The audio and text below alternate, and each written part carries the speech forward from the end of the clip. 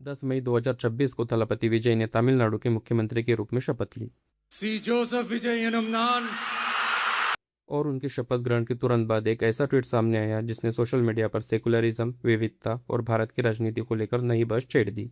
मशहूर TV anchor और पत्रकार राजदीप सरदेसाई ने एक ट्वीट किया जिसमें उन्होंने सवाल उठाया कि क्या आज के भारत में तमिलनाडु के अलावा दूसरा बड़ा राज्य ऐसे व्यक्ति को मुख्यमंत्री स्वीकार करेगा जिसके नाम में जोसेफ जैसा क्रिश्चियन पहचान वाला शब्द हो।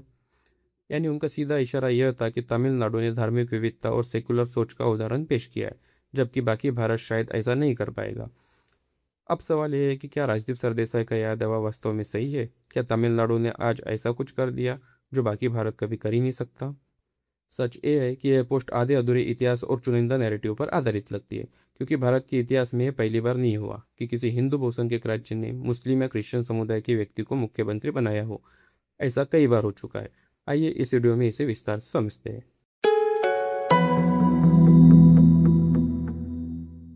तो चलिए सबसे पहले देखते हैं कि किन किन हिंदू बहुसंख्यक राज्यों में मुस्लिम मुख्यमंत्री रहे हैं।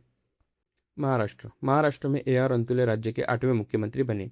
वे 9 जून 1980 से 12 जनवरी 1982 तक महाराष्ट्र के मुख्यमंत्री रहे। राजस्थान में बरकतुल्ला खान राज्य के 6वें मुख्यमंत्री बने। वे 9 जुलाई 1971 से 11 अक्टूबर 1973 तक राजस्थान के मुख्यमंत्री रहे।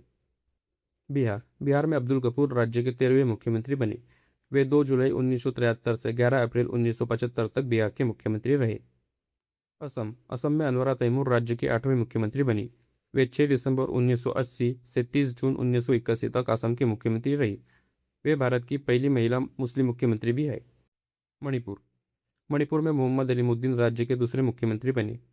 वे पहली बार 23 मार्च 1972 से 27 मार्च 1973 तक और दूसरी बार 4 मार्च 1974 से 9 जुलाई 1974 तक मणिपुर के मुख्यमंत्री रहे। अब बात करते हैं उन राज्यों की जहां हिंदू बहुसंख्यक होने के बावजूद क्रिश्चियन मुख्यमंत्री बने। आंध्र प्रदेश में YS राजशेखर रेड्डी राज्य के 14वें मुख्यमंत्री बने।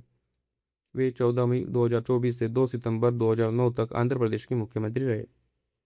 उनके बेटे YS जगनमोहन रेड्डी भी आंध्र प्रदेश के 17वें मुख्यमंत्री बने। वे 30 मई 2019 से 11 जून 2024 तक मुख्यमंत्री रहे। गोवा में कई बार क्रिश्चियन मुख्यमंत्री रह चुकी है। चर्चिल अलेमाओ गोवा के दूसरे मुख्यमंत्री बने। वे 27 मार्च 1990 से 14 अप्रैल 1990 तक गोवा के मुख्यमंत्री रहे। विल्फ्रेड डिसूजा गोवा के 5वें मुख्यमंत्री थे। उनका पहला कार्यकाल 18 मई 1993 से 2 अप्रैल 1994 तक, दूसरा कार्यकाल 8 अप्रैल 1994 से 16 दिसंबर 1994 तक और तीसरा कार्यकाल 30 जुलाई 1998 से 26 नवंबर 1998 तक रहा। लुइजिनो फलेरिया गोवा के 6वें मुख्यमंत्री बने। उनका पहला कार्यकाल 26 नवंबर 1998 से 8 फरवरी 1999 तक और दूसरा कार्यकाल 9 जून 1999 से 24 नवंबर 1999 तक रहा। भारत में एक ऐसा राज्य भी है जहाँ हिंदू बहुसंख्यक होने के बावजूद मुस्लिम और क्रिश्चियन दोनों समुदाय के मुख्यमंत्री बने और वह राज्य है केरल में AK एंटनी राज्य के 6वें मुख्यमंत्री रहे। उनका पहला कार्यकाल 27 अप्रैल 1977 से 27 अक्टूबर 1978 तक, दूसरा कार्यकाल 22 मार्च 1995 से 9 मई 1996 तक और तीसरा कार्यकाल 17 मई 2001 से 29 अगस्त 2004 तक रहा।